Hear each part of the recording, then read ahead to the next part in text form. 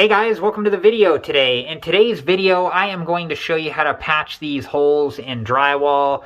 I have a couple of them here. Okay, so this is the spackling that I'm going to be using, and it's made by this company here. It's called DAP, and the name of this is Drydex Dry Time Indicator Spackling. And when we put this on, it goes on pink, and then when it dries, it turns white. And make sure that you read through all the directions and warnings on this product.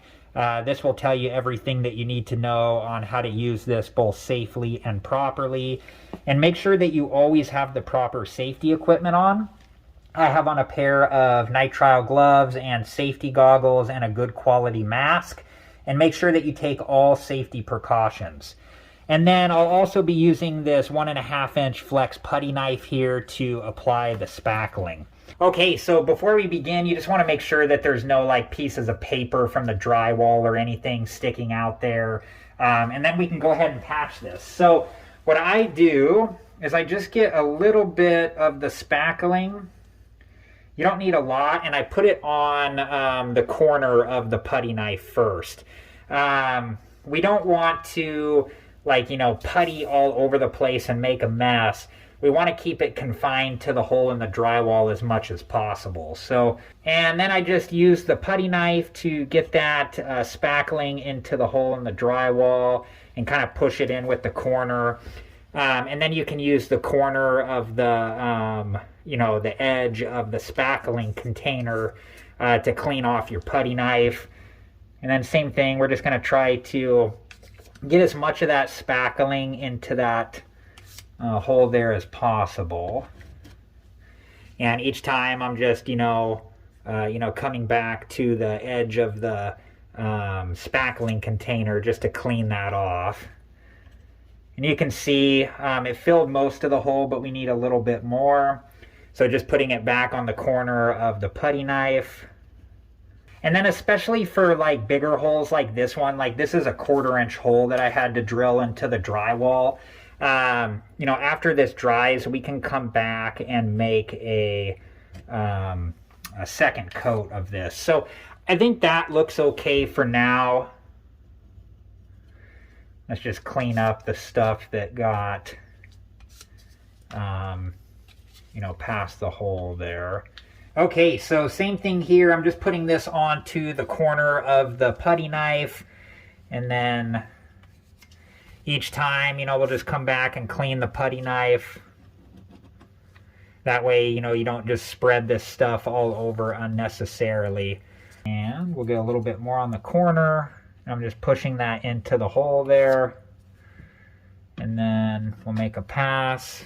I think this looks okay for the first coat here. Let's just clean this up. And there we go. And now we'll just wait for this to dry all the way, and when it does, it'll turn completely white. And on the container, that says it can take anywhere from 1 to 5 hours. Okay, so it's the next day. I got busy yesterday, but I'm back now, and we're going to finish this up. And you can see that the spackling has all dried, but there's some rough areas. Let me show you the other one here. Here's this one here. So let me show you what I'm going to use to smooth those rough areas out. Okay, so this is a drywall sanding sponge, and I got this at Lowe's. This is what it looks like on both sides here, but I'm just going to get this wet and then squeeze all the excess water out of it just so it's damp. And then we'll use this to smooth out the spackling. So I got my safety equipment back on. Let me go get the sponge wet, and I'll be back, and we'll see if we can smooth out the spackling and the drywall. Okay, so I'm just going to use the sponge here just to kind of, lightly rub over the spackling. And we're just trying to, get rid of all those rough edges. Yeah, that one looks pretty good. So let's move on to the other one now. Okay, so here's the other one, and we're just going to do the same thing. I'm just gently going over it, trying to get rid of all those rough edges. Yeah, that one looks good too. So let's move the camera back and take a look at both of them. Okay, so here they both are. Here's this one here, and then here is this one here. And I think they both came out looking okay. I don't think I need a second application of spackling, but if I did, we would just do the same thing. I'd come in here and I'd put the second application of spackling on. I'd wait for it to dry completely.